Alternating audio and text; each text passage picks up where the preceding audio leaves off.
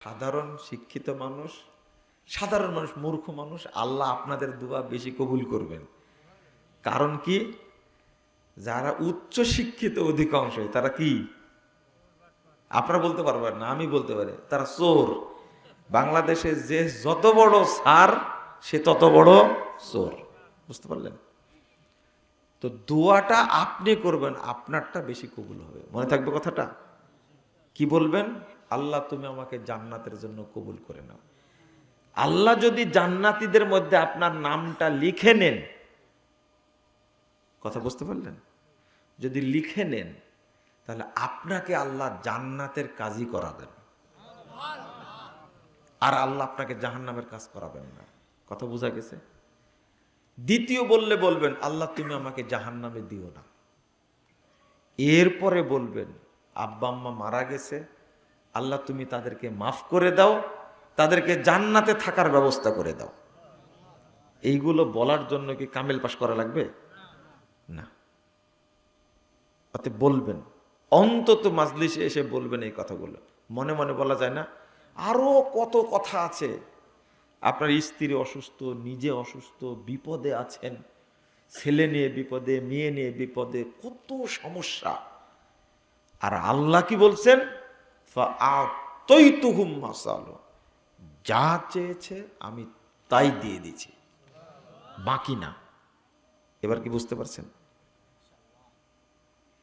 এইগুলো মানুষ জানেই না, বলতে হয়। আর একটা বিষয়, সেটা হলো ছোট্ট একটা কথা মনে রাখবেন, একবারে ছোট্ট কথা। পাপ ঘাড়ে থাকাকালীন আপনার কোনো চাওয়া আল্লাহ কবুল করবেন না। কথাটা ছোট, কিন্তু আপনার অন্তর ছিঁড়ে যাবে কিন্তু বুঝলে।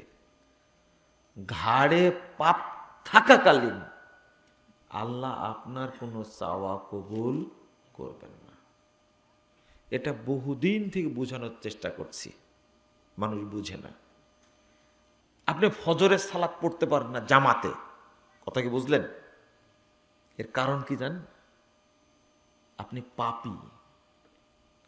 পাপ আপনাকে ফজরের সালাতে উঠতে দেয় না, জাগতে দেয় না। যেদিন বুঝলেন যে আমি জামাতে সালাত পড়তে পারলাম না, সেদিন প্রথম মনে করবেন আমি একটা মুনাফেক। আপনি ইমাম না বলুক, কোনো আলেম না বলুক, নিজে নিজে মনে করলে হবে। কি মনে করবেন? আমি মুনাফেক। মুনাফেক যদি নাই হব, বড় পাপী যদি নাই হব, তাহলে আমি জামাতে যেতে পারলাম না কেন? আরে উমর রাদিয়াল্লাহু আনহু জান্নাতি সাহাবী, তিনি জোহরের সালাত একদিন জামাতে পড়তে পারেননি। কয়দিন? একদিন। উনি গেছিলেন খেজুর বাগানে, ফিরে এসে দেখেছে জামাত শেষ। এই যে কান্না শুরু করলেন, শেষে আল্লাহর কাছে ক্ষমা চান, আল্লাহ তুমি আমাকে মাফ করে দাও, আমি বাগানটাই তোমার নামে সাদকা করে দিলাম। যে বাগানে যাওয়ার কারণে আমার জামাত ছুটে গেছে, ওই বাগান আমি আর রাখবো না। বুঝেছেন কথা? মানে আপনাকে বুঝতে হবে, জামাতে সালাত পড়তে পারলাম না, ফরজ কি বলে ফজরটা জামাতে পড়তে পারলাম না, প্রথম মনে করবেন আমি একটা মুনাফেক, কোনো সন্দেহ নাই। দুই, মনে করবেন আমার পাপটা অনেক ভারী, এই পাপের ভারে আমি জামাতে যেতে পারি না, পাপ যেতে দেয়নি জামাতে, এটা আপনি মনে করবেন। আপনি নামাজি মানুষ, মুসল্লি মানুষ, কিন্তু বহুদিন থেকে চেষ্টা করেন যে তাহাজ্জুদটা পড়বো, কিন্তু পারেন না। বলেন তো কেন পারেন না?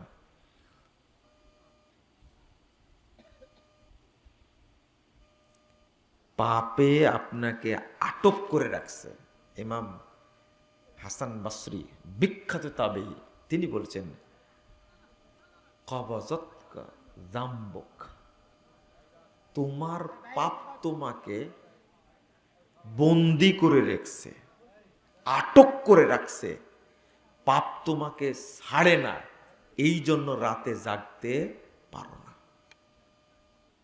কি হয়েছে ওখানে কেউ একটু বলেন, একটু চুপ করুক তো। আপনারা এই কথাটা মনে রাখতে পারবেন তো? কি বললাম বলেন তো? পাপ ঘাড়ে থাকাকালীন আপনার চাওয়া আল্লাহ কবুল করবেন না।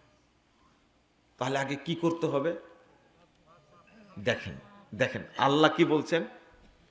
প্রথম কথা বললেন যে উশহিদুকুম আন্নী কদ গফারতু লাহুম, প্রথম বললেন আমি ক্ষমা করে দিলাম। এরপরে বলছেন ফাআতাইতুহুম মাসালু, ক্ষমার পরে বলছেন যা চেয়েছে আমি তাই দিয়ে দিয়েছি।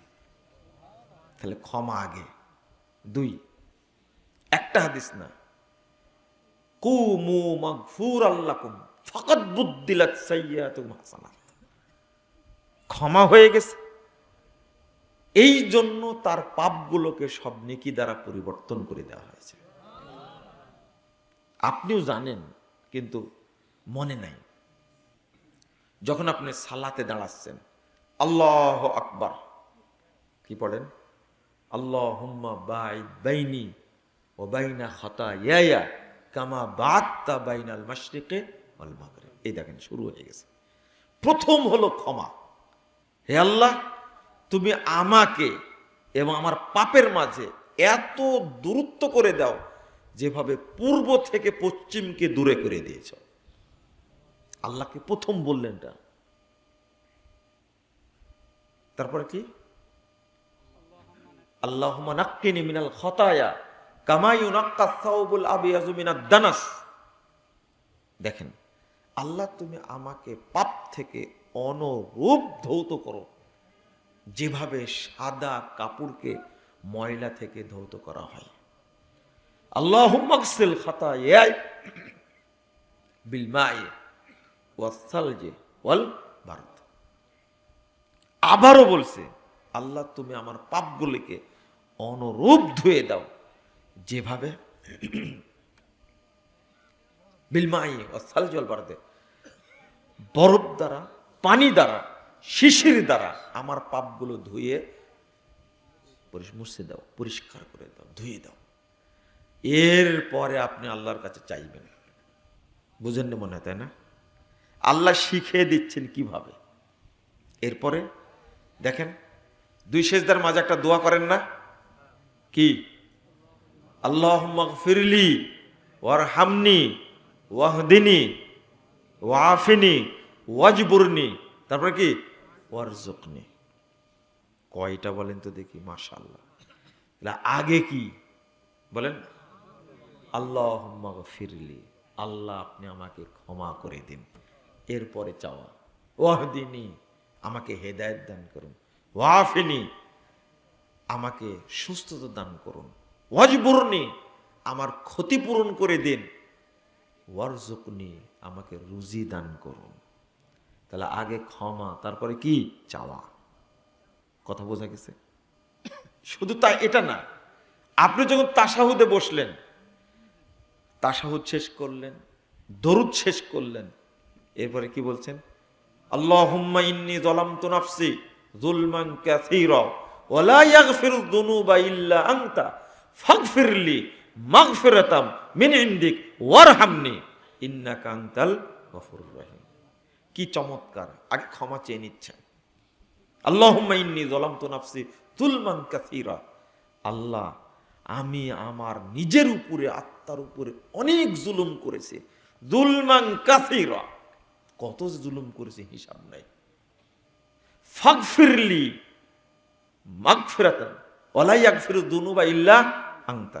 এরপরে বাক্যটা, আপনি ছাড়া আমার পাপগুলোকে কেউ ক্ষমা করবে না। ফাগফিরলি মাগফিরাতান মিন ইনদিক, আমাকে ক্ষমা করার মতো ক্ষমা করুন মিন ইনদিক, আপনার পক্ষ থেকে। ওয়ারহামনি, এরপরে বলছেন আমার উপর রহম করেন। আগে ক্ষমা, তারপরে কি? রহম। ইন্নাকা আনতাল গফুরুর রহিম। এটা বললেন কেন? এবার চাইবেন আল্লাহুম্মা ইন্নী আউযু বিকা মিন আযাবি জাহান্নাম ওয়া আউযু বিকা মিন আযাবিল কবর ওয়া আউযু বিকা মিন ফিতনাতিল মাসিহিদ দাজ্জাল ওয়া আউযু বিকা মিন ফিতনাতিল মাহইয়া ওয়াল মামাত আল্লাহুম্মা ইন্নী আউযু বিকা মিন মাসামি ওয়াল মাগরাম। এটা চাইবেন, এই জন্য আগেই আল্লাহর কাছে বলে নিলেন ক্ষমা করেন, আগে ক্ষমা করেন। আরেকটা, আপনি যখন মাইয়েতের জানাজা পড়েন না, সূরা ফাতিহা পড়ে নিলেন, দরুদ পড়ে নিলেন, এবার কি বলছেন? আল্লাহুম্মা গফিরলি হাইয়িনা ওয়া মাইয়িতিনা ওয়া শাহিদিনা ওয়া গায়িবিনা ওয়া সগীরিনা ওয়া কাবীরিনা ওয়া যাকারিনা ওয়া উনসানা। চিন্তা করছেন আপনি কিভাবে বলছেন? শুধু একজন মাইয়েতকে উদ্ধার করবেন, এই জন্য আপনি আল্লাহর কাছে এইভাবে বলছেন। একটা বাক্য বললে যথেষ্ট ছিল, আল্লাহুম্মা গফিরলি হাইয়িনা ওয়া মাইয়িতিনা। আল্লাহ, আমরা যারা জীবিত আছি আমাদের ক্ষমা করো, যারা মারা গেছে তাদেরকে ক্ষমা করো। এরপরে কি? ওয়া শাহিদিনা, যারা উপস্থিত আছে, ওয়া গায়িবিনা, যারা অনুপস্থিত আছে তাদেরকেও ক্ষমা করো। যারা উপস্থিত অনুপস্থিত, মৃত আর জীবিত বললেই তো হয়ে গেল, তাই না? আবার কি বলছেন? ওয়া সগীরিনা ওয়া কাবীরিনা, যারা ছোট যারা বড় তাদেরকেও মাফ করো। ওয়া যাকারিনা ওয়া উনসানা, যারা পুরুষ যারা মহিলা তাদেরকেও ক্ষমা করো। এতবার বলার উদ্দেশ্য কি জানেন? খুঁটে খুঁটে সবগুলো, জীবিত আর মৃত্যু দুইটা বললেই তো হতো, তাই না? না, শুধু ওই মাইয়েতকে উদ্ধার করবেন তাই আগে থেকে আল্লাহর কাছে বলে নিলেন। তারপরে কি? ওয়াদাকারিনা উনসানা আল্লাহুম্মা নাহইয়াতাহু মিন্না ফাআহইহি আলাল ইসলাম ওয়া মান তাওফাইতাহু মিন্না ফাতাওফাল আল ঈমান আল্লাহুম্মা লা তাহরিমনা আজরা ওয়া লা তাফতিননা বাদা। এরপর বলছেন আল্লাহুম্মা গফির লাহু ওয়ারহামহু ওয়াআফিহি ওয়াফু আনহু ওয়া আকরিম নুজুলাহু ওয়া ওয়াসসি মাদখালাহু ওয়া আগসিলহু বিল মাই ওয়াস সালজি ওয়াল বারদ। মানে ওই মাইয়েতকে উদ্ধার করবেন তাই সবাই মিলে আগে ক্ষমা চেয়ে নিলেন। এরপরে বলছেন আল্লাহ, তুমি মাইয়েতকে ক্ষমা করো, তার উপরে রহম করো, তার অবস্থা ভালো করো। আল্লাহুম্মা আগসিল খাতায়ায়া বিল মাই ওয়াস সালজি ওয়াল বারদ ওয়া আকরিম নুজুলাহু। একটা আছে না তার মধ্যে, আল্লাহ তার উত্তম মেহমানদারির ব্যবস্থা করো। এখন তোমার কাছে চলে যাবে, গেলেই প্রথম কি করে? মেহমানদারি করে না? আগে মেহমানদারি। আল্লাহ তার মেহমানদারি করে যেন, এই জন্য বলছেন আল্লাহর কাছে, আল্লাহ তার পাপগুলোকে পানি দ্বারা, শিশির দ্বারা, বরফ দ্বারা ধুয়ে দাও, যেভাবে সাদা কাপড় পরিষ্কার করে দাও। ও আবদিলহু দারান খায়রাম মিন দারিহি ওয়া আহলান খায়রাম মিন আহলিহি ওয়া যাওজান খায়রাম মিন যাওজিহি। বলেন এটা, ওয়াইযহু মিন আযাবিল কবরি ওয়া আযাবিল ওয়া আদখিলহুল জান্নাহ ওয়াইযহু মিন আযাবিল কবরি ওয়া আযাবিন নার। আমি এতক্ষণ কি বুঝালাম বলেন তো দেখি? আগে ক্ষমা, তারপরে কি? চাওয়া। আগে ক্ষমা। বুঝলেন কিনা জানি না আপনারা, আল্লাহ যেন বোঝার তৌফিক দান করেন, আমিন। এই ধরনের বক্তব্য শোনার লোক খুব কম, তো মানুষ শুনতে চায় ঘটনা, তাই না? ঘটনা শুনতে চায়, মিথ্যা কাহিনী বলি সারাদিন শুনবে। চলেন আমি যে বিষয়টা নিয়ে আলোচনা করতে চেয়েছি আজকে ওইটা বললি, মনে হয় সময়ই পার হয়ে গেল, তাই না? এটাও একটা বিষয়, তাই না? শুরু করেছিলাম কি? আগে ক্ষমা, তারপরে চাওয়া, মনে থাকবে? পাপ ঘাড়ে থাকাকালীন আল্লাহ চাওয়া কবুল করবেন না। শুধু এটা মনে রাখলেই হবে, শুধু এটা মনে রাখলেই হবে, তাহলে কাজ দেবে ইনশাআল্লাহ। আল্লাহ রাব্বুল আলামিন বলছেন ফাইন তাবু ওয়া আকামুস সালাহ ওয়া আতাবুজ যাকাত ফাইখওয়ানুকুম ফিদ্দিন। সূরা তাওবা 11 নম্বর আয়াত। আল্লাহ বলছেন তারা যদি তওবা করে, সালাত পড়ে, যাকাত দেয়, তাহলে তারা তোমাদের ভাই, দিনী ভাই। সালাত যদি কেউ না পড়ে সে আপনার ভাই হতে পারবে না। 1 নম্বর, যারা সালাত পড়ে না তারা কাফের। তারা কি? কাফের। 2, যারা শুধু রমাজানে পড়ে, সারা বছর পড়ে না, তারা অভিজ্ঞ কাফের। কি কাফের? অভিজ্ঞ কাফের। যারা শুধু জুমা পড়ে, বাকি আর পড়ে না, এরা হলো বোকা কাফের। তবে কাফের, কথা মনে থাকবেন। যারা মাঝে মাঝে পড়ে, মাঝে মাঝে পড়ে না, এরা হলো পাগলা কাফের। কথাগুলো মনে রাখবেন।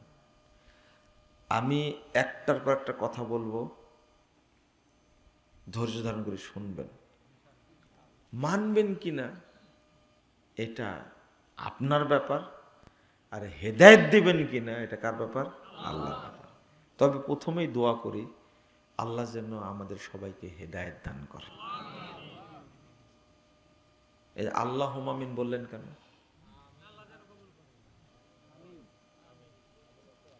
সূরা ফাতিহা শ্রেষ্ঠ দোয়া, ওইটা পড়ে কি বলেন? গায়রিল মাগদুবি আলাইহিম ওয়ালাদ-দাল্লিন। কালকে থেকে শুরু করেন আল্লাহুম্মা আমিন, সমস্যা নাই তো, পড়বেন কেন? লাগাই দেন না, সমস্যা কি? বুঝেন না মনে আমার কথা? আমি কিন্তু এইরকমই।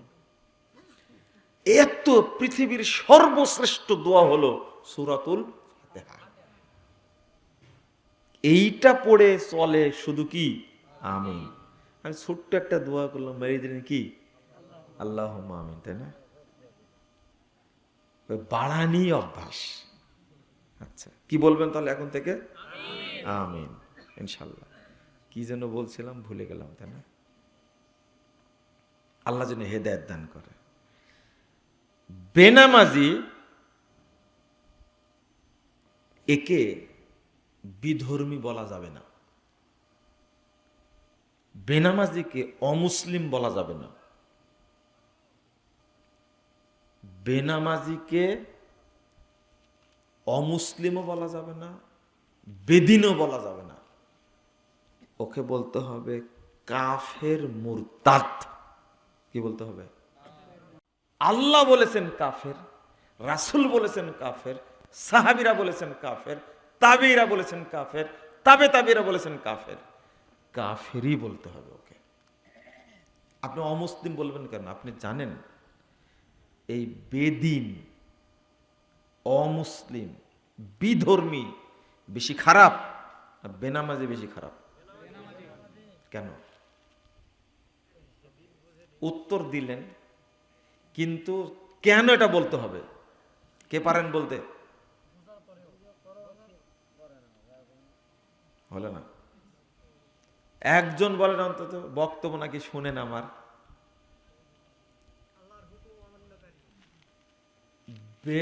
বিধর্মীর চেয়েও, অমুসলিমের চেয়েও বেনামাজি বেশি খারাপ, এটা আপনিই বললেন। কেন? হয়নি? এর কারণটা কি জানেন? এ হলো মুরতাদ। এ কি? মুরতাদ। সাধারণ যারা বিধর্মী এরা কি মুরতাদ? ওরা এমনি কাফের, ওরা তো মুরতাদ না। মুরতাদ কাকে বলে? হ্যাঁ, দিন ত্যাগ করেছে, ওর বেঁচে থাকার সুযোগ নাই, ওকে এখন মারতেই হবে। কিন্তু বিধর্মীকে মারা কি ফরজ? হত্যা করা কি ফরজ? এই দেখেন, বিধর্মী অমুসলিমকে হত্যা করা কি ফরজ? না। সে আমাদের দেশের জনগণ, সে তার ধর্ম পালন করে বসবাস করতে পারে, কিন্তু এই বেনামাজি কাফের ও মুরতাদ একে হত্যা করা কি ফরজ, ওয়াজিব, ওকে হত্যা করতেই হবে। আচ্ছা, আর একটা জিনিস বলে যাব, বিধর্মী কোনো জিনিস জবে করেছে, খাওয়ার কিছু নাই, আপনি বিসমিল্লাহ বলে খেতে পারবেন, বুঝতে পারলেন? বিধর্মী জবে করা।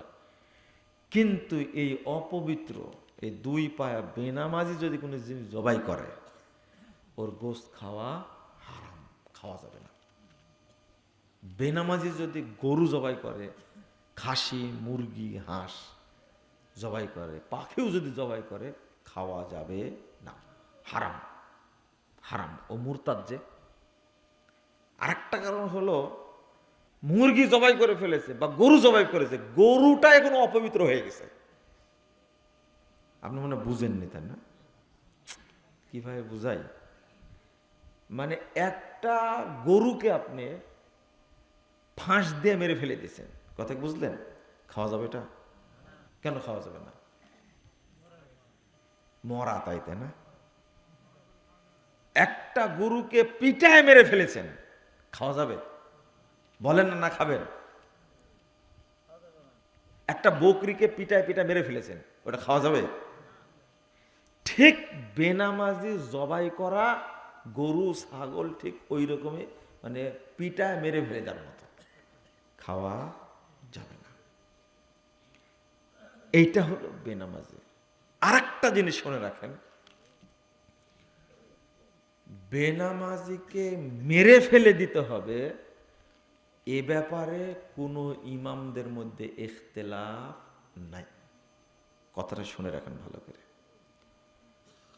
বেনামাজিকে মেরে ফেলতে হবে, হয় ফাঁসিতে ঝুলায়া, না হলে তরবারিটা জবাই করে মেরে ফেলতে হবে। এ ব্যাপারে সাহাবী, তাবে ইমামদের মধ্যে কোনো ইখতিলাফ নেই। ইখতিলাফ কোন জায়গায় জানেন? ওকে হত্যা করার পরে ওর জানাজা পড়বো কি পড়বো না, এইটা নিয়ে ইখতিলাফ। মনে থাকবে কথাটা? বুঝলেননি? মনে বোঝেননি, তাই না? আলোচনা খুব ভারী হয়ে যাচ্ছে। না না না, বুঝলে কেমনে ভারী বুঝবেন আপনি? আগে বুঝেন। আমি আবারও বলি, বেনামাজি মুরতাদ ওকে হত্যা করতে হবে, এ ব্যাপারে কোনো ইখতিলাফ নাই। দ্বিমত কোন জায়গায় জানেন? বুঝতে পারছেন? ওকে হত্যা করার পরে জানাজা পড়বো কি পড়বো না, এটা নিয়ে কি আছে? ইখতিলাফ আছে। তখন ইখতিলাফের আপনার লাভ কি? বুঝেননি? একজন আলেম বলছে যে জানাজা পড়া যায়, কারণ যেহেতু মেরেই ফেলে দেওয়া হয়েছে, হদ জারি হয়ে গেছে, অতএব আর সমস্যা নেই, জানাজা করা যেতে পারে। কিন্তু অধিকাংশ আলেম উলামা, বিজ্ঞ উলামা একরাম বলছেন, আরে ওকে মুরতাদ হওয়ার কারণে তো মারা হয়েছে, ওর জানাজা কিসের? ওকে হাত দিয়ে স্পর্শ করা হারাম।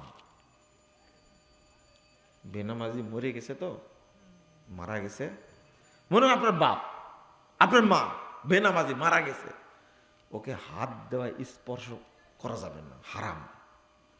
ধরা যাবে না, কিন্তু ধরা যাবে না, খুব সাবধান। একটা মুশরিক যদি মারা যায়, ওকে আপনি ধরতে পারবেন?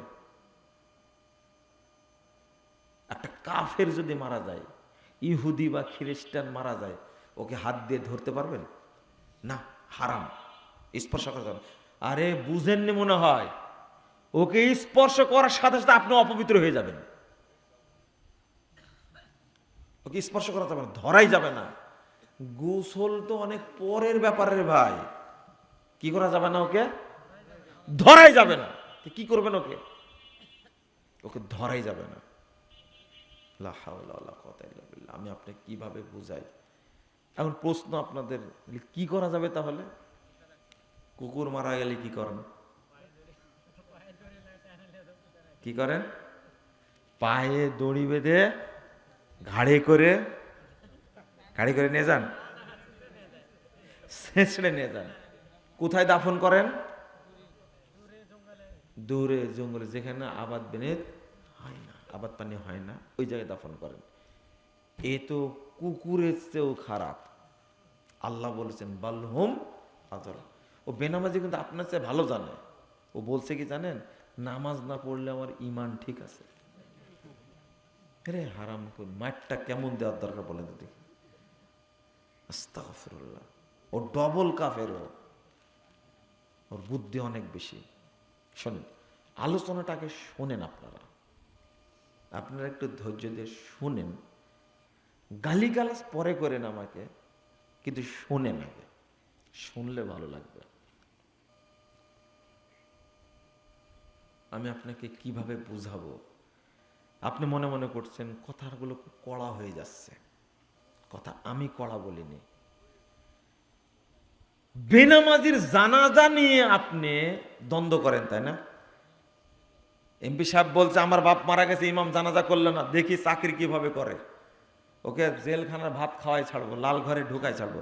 বলে না চেয়ারম্যানের বাপ মারা গেছে, ইমাম সাহেব সেই ইমাম না, বেনামাজি জানাজা পড়বই না আমি।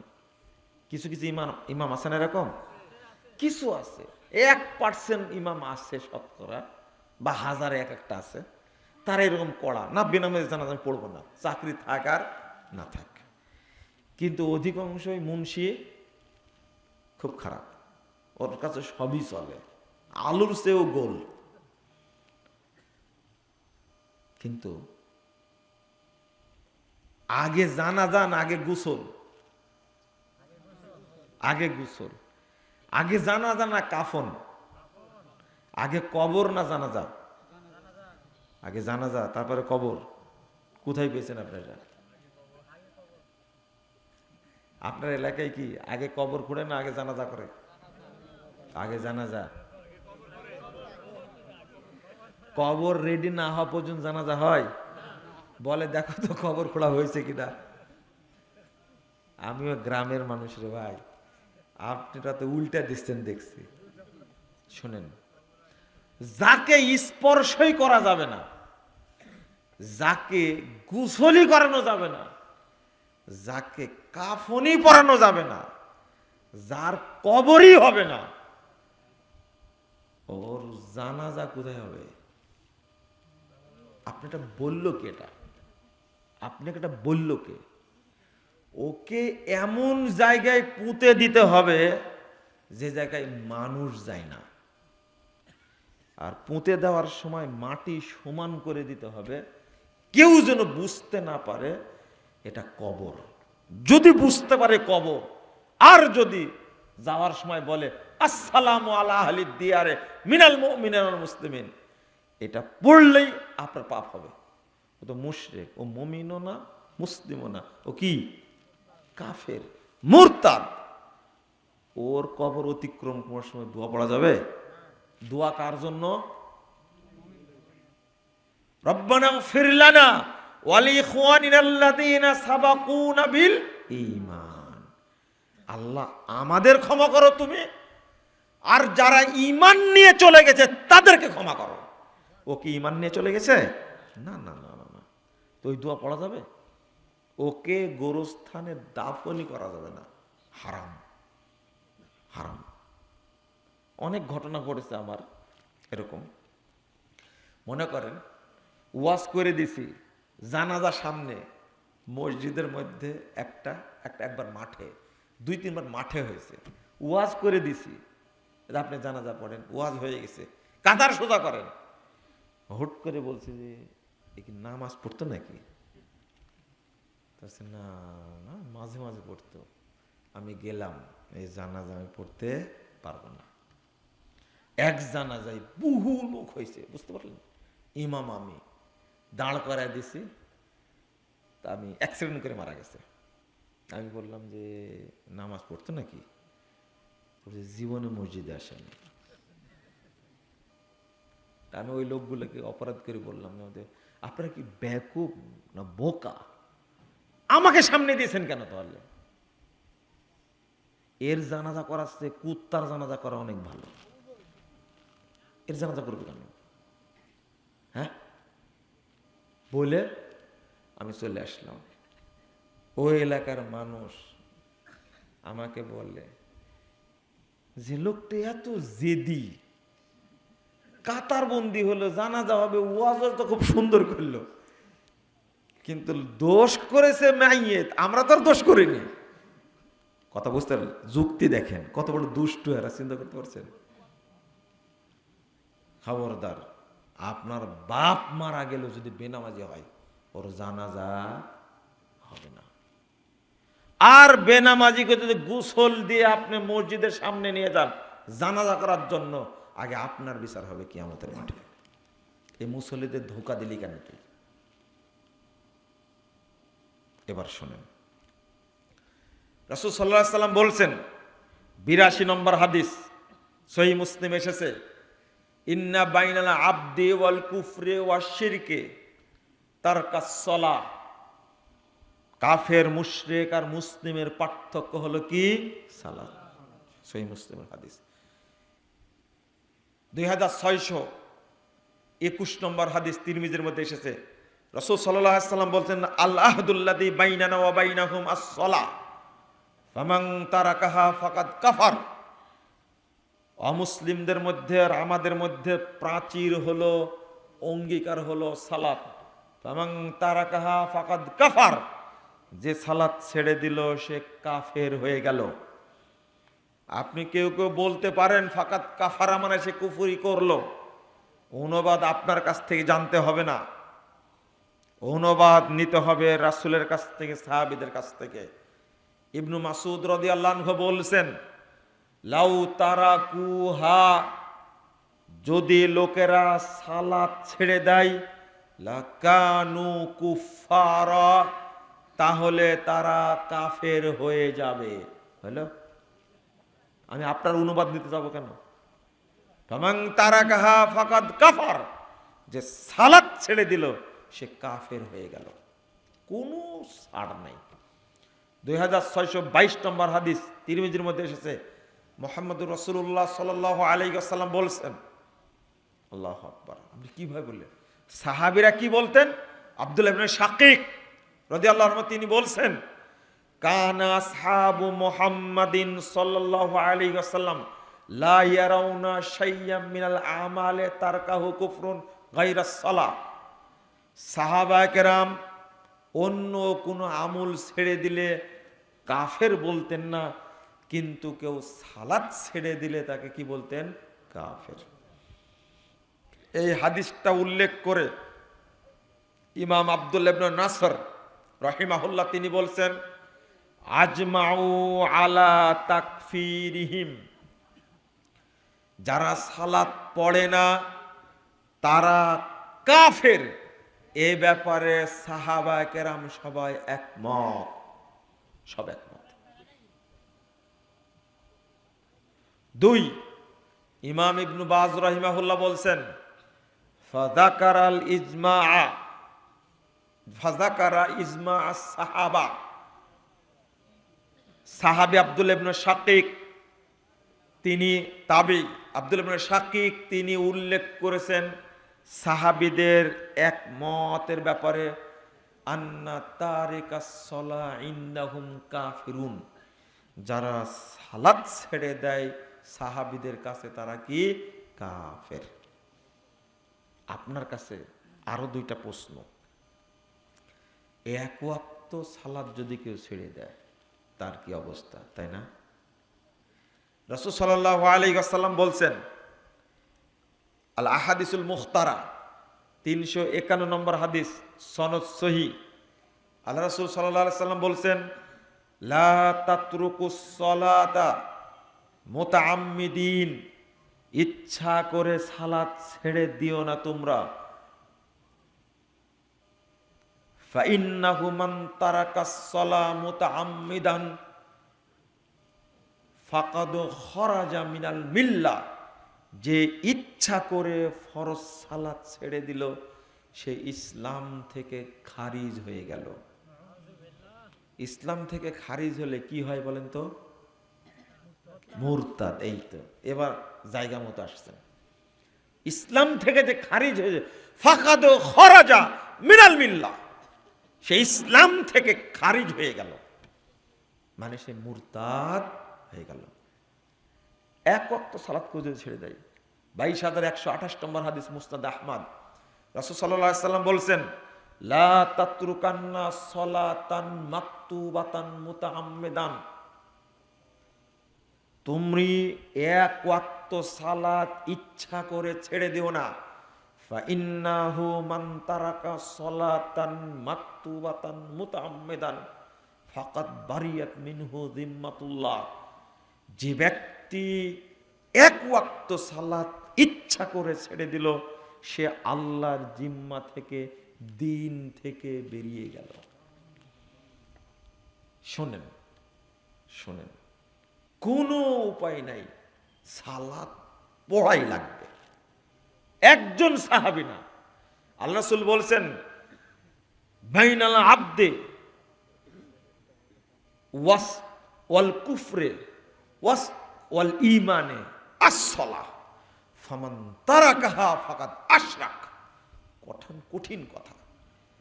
সালাত, ঈমান, কুফর মধ্যে পার্থক্য হলো সালাত, অর্থাৎ যার সালাত নাই তার কি নাই?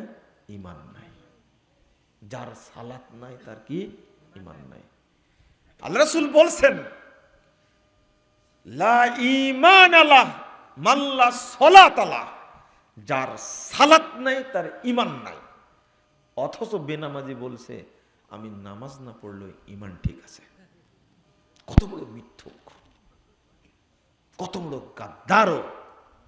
কিভাবে সালাতকে সে ঠাট্টা করছে, ব্যঙ্গ করছে। এই ব্যঙ্গ করার কারণেও কাফের। শোনেন, কথাটা জটিল। একটা ছেলে, ছোট, অল্প বয়স, কিন্তু দাড়ি উঠেছে, কেবল দাড়ি শুরু হয়েছে। চাচা বলছে, কিরে তোর দাড়ি তো বকরির মতো লাগে। এই চাচা 10 বার হজ করলেও কাফের, 20 বার হজ করলেও কাফের। কারণ ও দাড়িকে কি করেছে? ব্যঙ্গ করেছে, অবজ্ঞা করেছে। ক্লাস 6-এ পড়ে একটা মেয়ে সুন্দর বুরকা পরে এসেছে, খালু বলছে, ভূতের মতো লাগে, এত ছোট মহিলা বুরকা পরা লাগে। এই খালু তাহাজ্জুদ গুজার হলো কাফের। এই শোনেন ভালো করে, মাসালা শোনেন আগে, ও কাফের। ওকে আবার কালেমা শাহাদত পড়ে, গোসল করে কালেমা শাহাদত পড়ে আবার ইসলাম গ্রহণ করা লাগবে। ইসলাম এটা ব্যঙ্গ করলে আপনি মানতে পারেন না, আলাদা ব্যাপার। ব্যঙ্গ করবেন, এই সুযোগ কাফের হয়ে যাবে। জটিল ব্যাপার এটা। আপনি কেন করলেন এটা? টাকনোর উপরে প্যান্ট পরেছে বাচ্চাটা, তখন খালা বলছে, কেমন কেমন লাগে, ন্যাংটা ন্যাংটা লাগে, এত অল্প বয়সে টাকনোর উপরে প্যান্ট পরতে হবে। এই খালা কি মুরতাদ হয়ে গেছে। কি হয়ে গেছে? মুরতাদ হয়ে গেছে। ওকে আগে তওবা করা লাগবে, কালেমা শাহাদত পড়ে আবার ইসলাম গ্রহণ করা লাগবে। কারণ টাকনোর নিচে প্যান্ট পরা হারাম, পরতে হবে টাকনোর উপরে। এটা শরীয়ত। তুই পড়তে পারো না, আলাদা ব্যাপার, কিন্তু ব্যঙ্গ করা যাবে না। একটা ছেলে এইভাবে সালাতের মধ্যে তাশাহুদ পড়ছে, সালাম ফিরানোর পরে এক মুরব্বী বলছে, বকরির মতো লেজ লড়াও কেন? বুঝেননি কথা? কি বলছে? আমরা শুনেননি মনে হয়, তাই না? বকরির মতো লেজ লড়াও কেন? এই মুরব্বী যদি তাহাজ্জুদ গুজারও হয়, ও যদি 50 বার হজও করে, ও কি কাফের? এটা শরীয়ত। শরীয়ত নিয়ে ঠাট্টা চলে না, অবজ্ঞা ব্যঙ্গ চলে না। আল্লাহকে যদি কেউ গালি দেয়, নবীকে যদি কেউ গালি দেয়, কি হয়ে যায়? কাফের হয়ে যায়, সাথে সাথে কাফের হয়ে যাবে, 1 সেকেন্ড সময় লাগবে না। এটা শরীয়ত। শোনেন, সালাতের বিষয়টা এমন, আপনি কেন বললেন নামাজ না পড়লে ঈমান ঠিক আছে? বললেন কেন এটা? আপনি হাদিসটাকে অবজ্ঞা করেছেন, বেকুব। ওমর রাদিয়াল্লাহু আনহু বলছেন, লা হাজ্জা ফিল ইসলাম মাল্লা সালাত আলা, যার সালাত নাই ইসলামে তার কোনো অংশ নাই, কোনো অংশ নাই, কোনো অংশ নাই। আপনি কোথায় যাবেন? আচ্ছা চলেন সাহাবীদের একটা বক্তব্য বলি। মান তারাকা সলাতা ফারজিন ওয়াহিদাতিন, মান তারাকা সলাতা ফারজিন ওয়াহিদাতিন মুতাআম্মিদান হাত্তা ইয়াখরুজা ওয়াক্তুহা ফাহুয়া কাফিরুন মুরতাদ্দুন। এবার শুনেন, যে ব্যক্তি এক ওয়াক্ত ফরজ সালাত ছেড়ে দিল ইচ্ছা করে, কি করে? ইচ্ছা করে ফরজ সালাত ছেড়ে দিল ইচ্ছা করে, হাত্তা ইয়াখরুজা ওয়াক্তুহা, ইতিমধ্যেই ওই ওয়াক্তটা শেষ হয়ে গেছে, ফাহুয়া কাফিরুন মুরতাদ্দুন, ও কাফের মুরতাদ। আমি বানায় বলিনি, লা ইলাহা ইল্লাল্লাহ। আমরা সালাতকে কিছু মনেই করি না রে ভাই। আজকে জহর কয়টায় হয়েছে? ওয়াক্ত কয়টা হয়েছে জহর? কে বলতে পারেন? 1:01, তাই না? আমি বোঝাতে চেয়েছি ওয়াক্ত কয়টায় হয়েছে। আপনি পড়েছেন আপনার মনের মতো, একটাই। 12:09 ওয়াক্ত হয়েছে। কয় মিনিটে? 12:09 পড়েছেন কয়টায়? 1:15, 1:20, 1:30 পড়েছেন, তাই না? এটা কার ইচ্ছায় পড়লেন? আল্লাহর ইচ্ছায় না আপনার ইচ্ছায়? কার পূজা করলেন তাহলে? আপনার সুবিধা অনুযায়ী সালাত পড়তে হবে না আল্লাহর টাইম অনুযায়ী পড়তে হবে? আল্লাহ বলছেন 103 নম্বর আয়াত সূরা নিসা, ইন্নাস সালাতা কানাত আলাল মুমিনিন কিতাবাম মাওকুতা, নিশ্চয় সালাতকে ফরজ করা হয়েছে মুমিনদের জন্য, নির্দিষ্ট ওয়াক্তে পড়বে। তাই আল্লাহর ওয়াক্তে পড়লেন না, আপনার ইচ্ছার ওয়াক্তে পড়েছেন। হাই হাই হাই, নাউজুবিল্লাহ, আস্তাগফিরুল্লাহ। ওয়াক্ত হয়েছে 12:09, আজান জোহরের 12:09 হবে, 20 মিনিট পরে, 15 থেকে 20 মিনিট পরে জামাত হবে, এটা হলো আউয়াল ওয়াক্ত। এখানেই পড়তে হবে আপনাকে। আপনি নিজ ইচ্ছায় কেন 1:30টায় পড়লেন? আপনাকে স্বাধীনতা দেওয়া হয়েছে? আপনাকে কি স্বাধীনতা দেওয়া হয়েছে? শোনেন, আর আসরের ওয়াক্ত কয়টায় হয়েছে?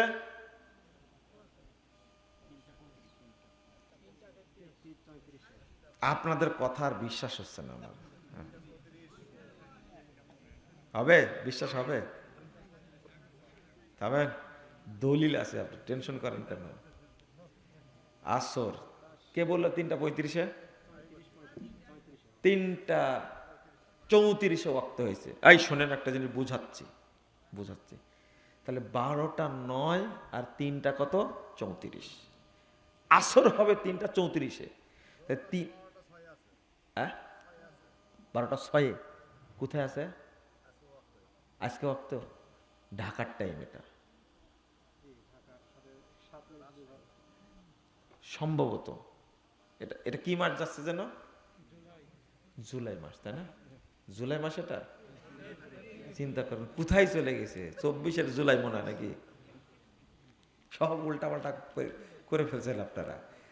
এখন যদি জুলাই মাসে থাকে, অগ্রিনা পিছনের দিকে আছেন আল্লাহ ভালো জানে। এপ্রিল চলছে না একটা। শোনেন, 12:09 থেকে নিয়ে 3:33 পর্যন্ত কিসের টাইম? জহরে। কিসের? জহরের। আপনি ইচ্ছা করে জহরটা পড়েননি। এদিকে মনোযোগ, এদিকে ভাই, বুঝে না মানুষ। আর আমি ওইগুলোই বলি যেগুলো আপনারা বুঝতে চান না, তাই না? এটা আমার অপরাধ একটা। বলতেই থাকবো, দেখি একদিন বুঝে কিনা মানুষ। শোনেন, 12:09 থেকে নিয়ে 3টা 33 পর্যন্ত কিসের টাইম? জহর। জহর। এখন আপনি জহরের সালাতটা পড়তে পারেননি, শাশুড়ির সাথে গল্প করছিলেন, চাষটলে আড্ডা দিচ্ছিলেন, ইচ্ছা করে আপনি পড়েননি। এখন আপনি কি করবেন? এখন কি করবেন? কাজা করে নেবেন, তাই না? হাত্তা ইয়াখরুজা ওয়াক্তুহা, ওয়াক্ত ইতিমধ্যেই পার হয়ে গেছে, ওয়াক্ত পার হয়ে গেছে। এখন কি করবেন আপনি? তওবা করতে হবে। তারপরে কি করবেন? কি করবেন বলেন? কাজা করে নিতে হবে, তওবা করে, তাই না? শোনেন, ওয়াক্ত পার হয়ে গেছে, এখন আপনি কাফের, সাহাবীরা বলছেন। এখন কি করবেন? কালেমা শাহাদত পড়বেন। পড়তে পারবেন আসর আর জহর নাই। কারণ তখন কি অবস্থায় ছিলেন? তখন কি জহর আছে আর নাই? এখন জহর যদি আপনি 1000 বার পড়েন, কোনো লাভ হবে না। অতএব আমি বলিনি অসুস্থ ছিলেন, অ্যাক্সিডেন্ট করেছিলেন, লাইফ সাপোর্টে ছিলেন, সিসিউতে ছিলেন, আইসিইউতে ছিলেন, আমি এগুলো বলেছি কি? ইচ্ছা করে পড়েননি। আরে লাইফ সাপোর্টে ছিলেন, আপনার জ্ঞানই ছিল না। আপনার সালাত কিসের? আপনি জ্ঞান নেই, সালাত আছে আপনার, ওই অজুহাত ছিলেন না।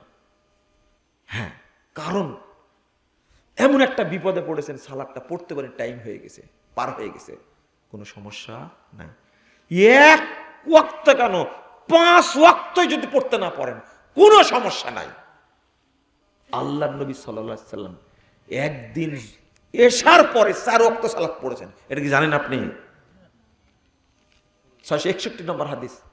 আপনি দেখেন, আপনি এমন কি সমস্যার মধ্যে আছেন? কি সমস্যা? দোকানে কাজ করছিলেন, তাই না?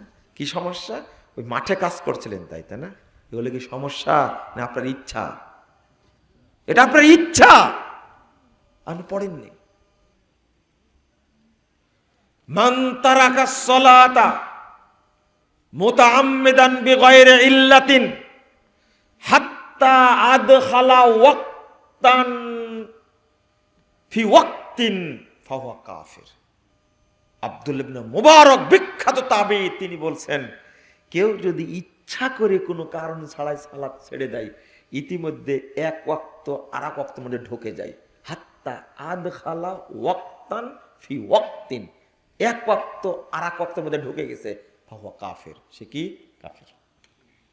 আর আপনি আমাকে প্রশ্ন করছেন শুধু রমাজানে পড়ে, সারা বছর পড়ে না, তাহলে কি মুসলমান থাকবে? বুঝেন মনে আমার কথাটা? সারা বছর পড়ে না, রমাজান আসলে কুপায়া পড়ে, ও কি বলেন তো? তাহলে বলেন কি? আর উত্তর দেন না কেন? বিজ্ঞ কাফের। হ্যাঁ, বোকা। 1 ওয়াক্ত সালাত, ওয়াক্ত পার হয়ে তাই যদি কাফের হয়ে যায়, আর মাঝে মাঝে পড়ে, মাঝে মাঝে পড়ে না, ও কি মুসলিম? খাঁটি মুসলিম নাকি ও? তওবা তওবা, আস্তাগফিরুল্লাহ। না না না না, শোনেন শোনেন শোনেন, একটু তাকান তো আমার দিকে। এমন একটা জিনিস বলবো এবার, 579 নম্বর হাদিস, সহিহ বুখারী। রাসূল সাল্লাল্লাহু আলাইহি ওয়াসাল্লাম বলছেন, মান আদরাকা রাকাতাম মিনাল আসর ক্বাবলা গুরুবিশ শামস ফাকাদ আদরাকাল আসর। আসর সালাত কয় রাকাত? কয় রাকাত? ঘুমায় যাচ্ছেন নাকি আপনারা? 4 রাকাত। আল্লাহ রাসূল সাল্লাল্লাহু আলাইহি ওয়াসাল্লাম বলছেন যে কেউ যদি আসরের 1 রাকাত পায় সূর্য ডোবার আগে, সে ব্যক্তি আসর পেয়ে গেল। সূর্য ডোবার আগে 1 রাকাত পেয়েছে, তাহলে আসর সালাত, আসর কয় রাকাত? 4 রাকাত। 4 রাকাতের মধ্যে 1 রাকাত পেল, থাকলো কয় রাকাত? তাহলে 1 রাকাত সালাত যদি সূর্য ডুবার আগে পড়তে পারে, আসর পেয়ে গেল। আল্লাহ রাসূল বলছেন, শুরু কর অন্তত সূর্য ডুবার আগে 1 রাকাত পড়ো, পরে 3 রাকাত তুমি সূর্য ডুবার পরে পড়ো, তবু আসর পেয়ে যাও। ওয়াক্ত যেন পার না হয়, খুব সাবধান। ওমান আদরাকা রাকাতাম মিনাল ফজরে ক্বাবলা তুলুইশ শামস ফাকাদ আদরাকাল ফজর। যে ব্যক্তি ফজরের এক রাকাত সালাত পেল সূর্য ওঠার আগে, সে ফজর পেয়ে গেল। কয় রাকাত ফজর? ফজর সালাত কয় রাকাত? 2 রাকাত। তাও আল্লাহ রাসূল বলছেন সূর্য উঠে না যায়, অন্তত শুরু করে সূর্য ওঠার আগে। আপনি কি বুঝতে পারলেন যেটা বুঝালাম? ওয়াক্ত পার করা যাবে না। আপনি জহরটা পড়তে পারেননি, বাসায় এসে বলছেন যা জহরটা পড়া হয়ে গেল, পড়া হলো না, যাক আসরের টাইম তো হয়ে গেল, আসরের সাথে পড়ে নেবনি, মারি দেবনি একসঙ্গে। করেন না এটা? এই নিয়াতটা করার উদ্দেশ্য হলো কাফের হওয়ার নিয়াত করা। কি হওয়ার নিয়াত করা? কাফের হওয়ার নিয়াত করা। সাথে সাথে পড়তে হবে, যেন জহরের ওয়াক্তটা আসরের মধ্যে ঢুকে না যায়, সাথে সাথে পড়ে নিতে হবে। আর আপনি নিয়াত করে ফেলেছেন যা পড়া তো হলো না, আসরের সাথে মারি দিবনি, চলবে না। কষ্ট পাচ্ছেন আপনারা? কষ্ট আরো দিব, কষ্ট আরো দেব। হাদিসটা শোনেন, হাদিসটা শোনেন। 1 রাকাত সালাত পড়তে আপনার কয় মিনিট লাগে? মা বোন আছে না? আছে না? মহিলারা নাই? আচ্ছা, প্রথমে জিজ্ঞেস করেছিলাম জহর কয়টায় পড়েছেন, বললেন যে 101টায়। বলেন তো আপনার বউ কয়টায় পড়েছে? বলেন না কয়টায় পড়েছে? 2টা 3টা? মাশাআল্লাহ, শোনেন পাইছি, এমনি বলছে 2টা 3টা মেরে দিছে।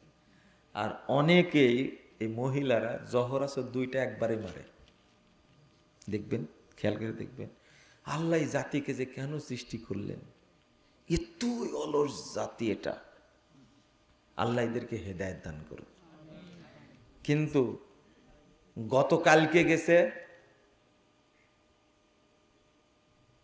13ই ফেব্রুয়ারি, না 13ই এপ্রিল।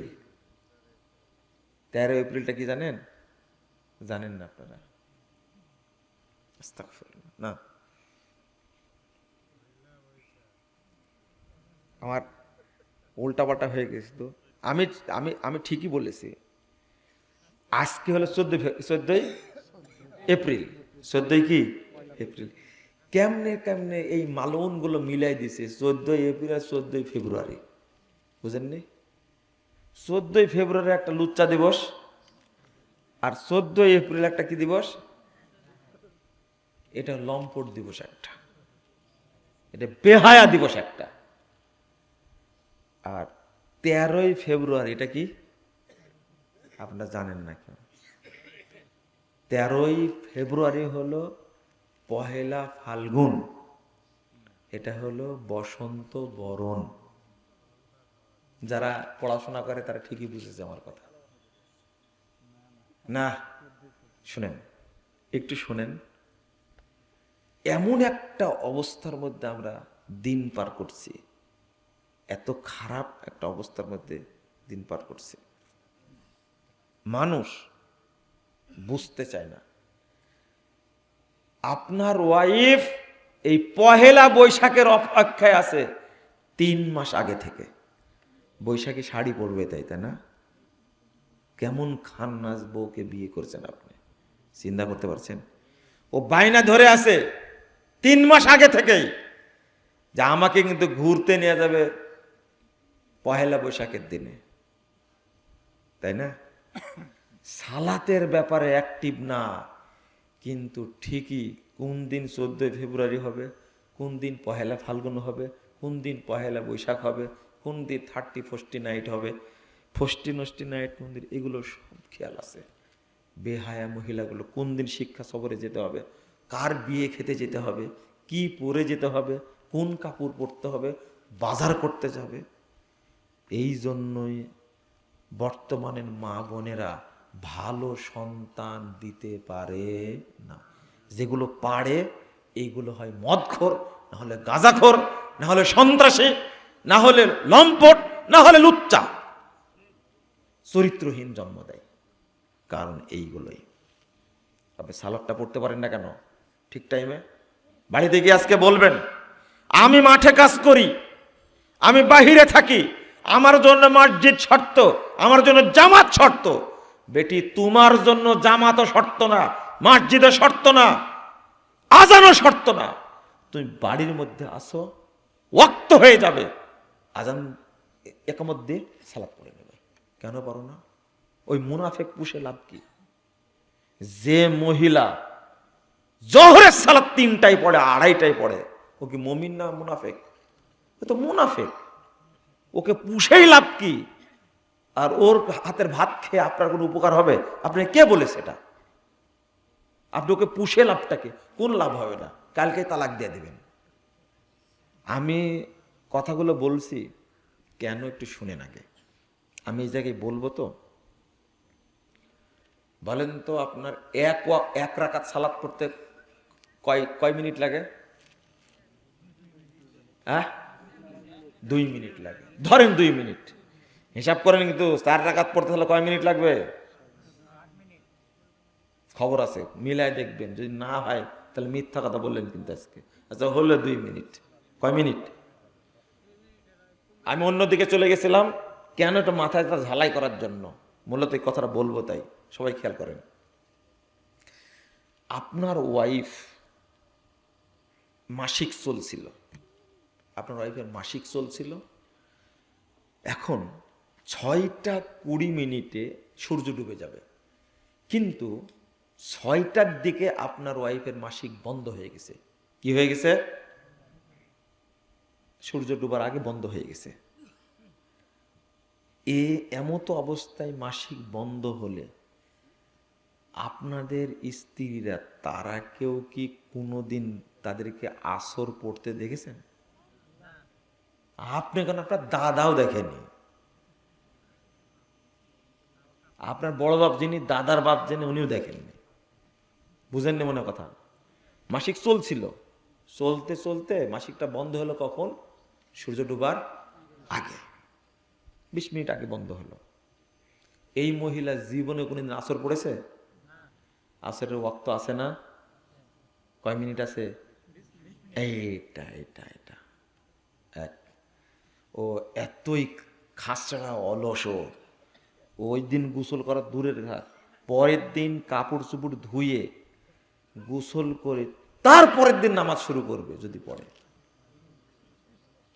মা বোনরা যদি থাকে ভালো, এরা তো আমার বক্তব্য শুনে না। মা বোনরা আমার বক্তব্য শুনে না, শুনেন। অথচ যে হাদিসটা অনুবাদ করলাম, মানে যদি 1 রাকাত সালাত পড়া যায়, এতটুকু টাইম আছে, আর তখন যদি বুঝতে পারে মনে হয় আমার মাসিক বন্ধ হয়ে গেল, এখন বুঝেননি কথা? আপনি নিজে না বললেন কয় মিনিট সময় লাগে 1 রাকাত পড়তে?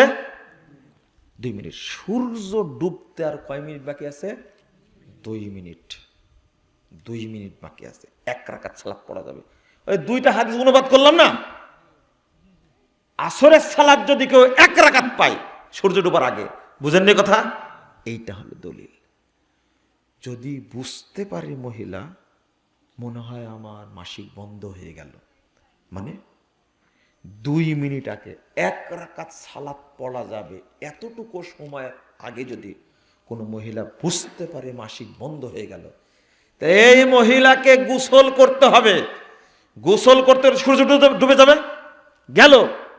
সূর্য ডুবে গেলেও এই মহিলা প্রথম পড়বে জোহর 4 রাকাত, এরপরে পড়বে আসর 4 রাকাত, এরপরে পড়বে কি?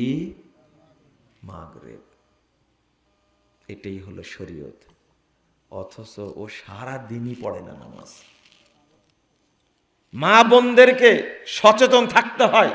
ও জানে আমার মাসিক 3 দিন থাকে, ও জানে আমার মাসিক 5 দিন থাকে, ও জানে আমার মাসিক 7 দিন থাকে।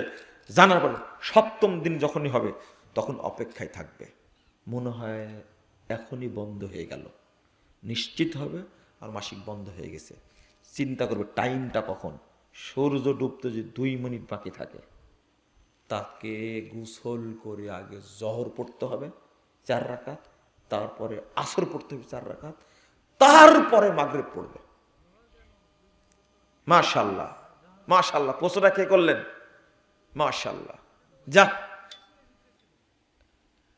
হ্যাঁ, তো প্রশ্ন তো আগে আগে করেননি, উনি তো প্রশ্ন করেছেন। মাশাআল্লাহ, আমি এই প্রথম একজন শ্রোতা পেলাম, একজন প্রথম। বহুদিন থেকে বলি, আজকে প্রশ্ন করেছে আগে, এদের জহর কেন পড়বে, তাই না? মাশাআল্লাহ, আমি খুব খুশি হলাম যে উনি বুঝেছেন আমার আলোচনাটা। আপনারা কেউ না বুঝলে উনি বুঝেছেন জহর কেন পড়বে, তাই না? জহর কেন পড়বে, খুব সুন্দর প্রশ্ন করেছেন। এটা আমাকে বুঝানো লাগতো ভালো করে, যেহেতু প্রশ্ন করে ফেলেছেন আর বেশি বুঝাতে কষ্ট হবে না। কারণ হলো, ও যখন স্রাবে থাকে, স্রাব হয় না মহিলাদের, তার বিধান কি?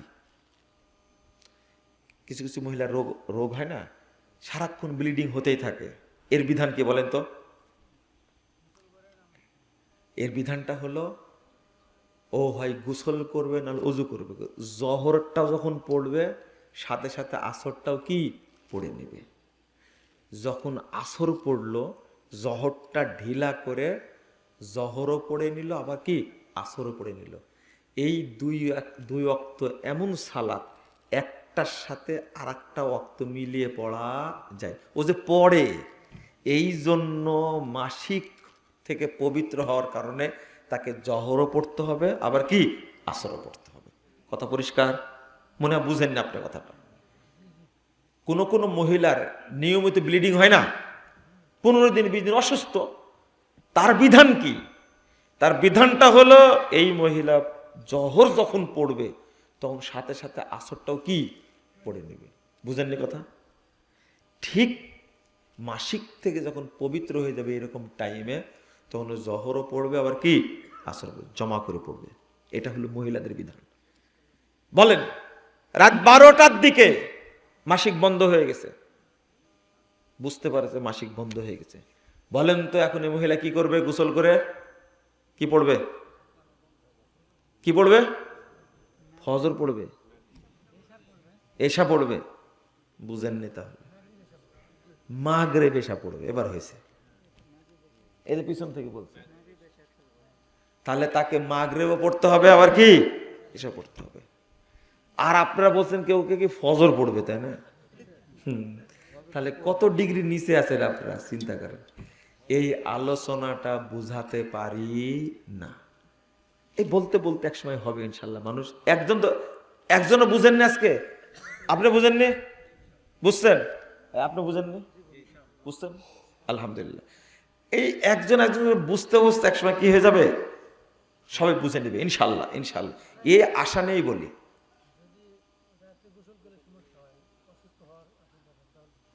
তায়াম্মুম করবে, এটা তো সহজ কথা। গোসল করতে গেলে অসুস্থ হয়ে আছে, গোসল করতে গেলে আরো অসুস্থ হয়ে যাবে, সাথে সাথে কি করবে? তায়াম্মুম করবে, করে সালাত পড়ে নেবে। আর যদি মনে করেন মানে মাটিও নাই, তখন কি করবে? বিনা তায়াম্মুমে সালাত পড়ে নেবে। ইমাম বুখারী বাব বেঁধেছেন, ওই যে হাদিস, বনু মুস্তালিকের যুদ্ধে সালাত পড়ে নিলেন ওযু ছাড়াই, তায়াম্মুম ছাড়াই। বাবু সলাতে বিগাইরি ওযুইন ওয়ালা তায়াম্মুমিন, ওযু তায়াম্মুম ছাড়াই সালাত, ওযু তায়াম্মুম সালাত ছাড়াই সালাত পড়তেই হবে। আপনাদের অনেক কষ্ট দিলাম আজকে, তাই না? না, শেষে আমি আপনাদের বলতে চাই যে পরিবার ভালো না হলে সন্তান ভালো হবে না। পরিবার ভালো হওয়া লাগবে, পরিবার ভালো হওয়া লাগবে, লাগবেই। যত দোষ, আপনার সন্তান খারাপ হয়েছে, দোষ মায়ের। কিন্তু আপনারা স্ত্রীকে শুধু স্ত্রী মনে করেন, বউ মনে করেন। ও শুধু স্ত্রী না, ও শুধু বউ না। আল্লাহু আকবার, ও আল্লাহর নিদর্শন। আল্লাহ বলেছেন, ওমিন আয়াতিহি আন খালাকালাকুম মিন আনফুসিকুম আজওয়াজা লিতাসকুনু ইলাইহা। আল্লাহ বলছেন এটা আল্লাহর নিদর্শন। আল্লাহ তোমাদের জন্য তাকে তৈরি করেছেন। কেন? লিতাসকুনু ইলাইহা, যেন তার কাছে গিয়ে তুমি প্রশান্তি পাও, সুখ পাও, আদর পাও, তৃপ্তি পাও। এই মহিলা আপনার স্ত্রী হলো আল্লাহর নিদর্শন। এ হলো সুখের হাঁড়ি, এ হলো বরকতের হাঁড়ি, এ হলো তৃপ্তি, প্রশান্তি, শান্তির কারখানা। এটা আল্লাহ বলছেন, আল্লাহ নবী বলছেন।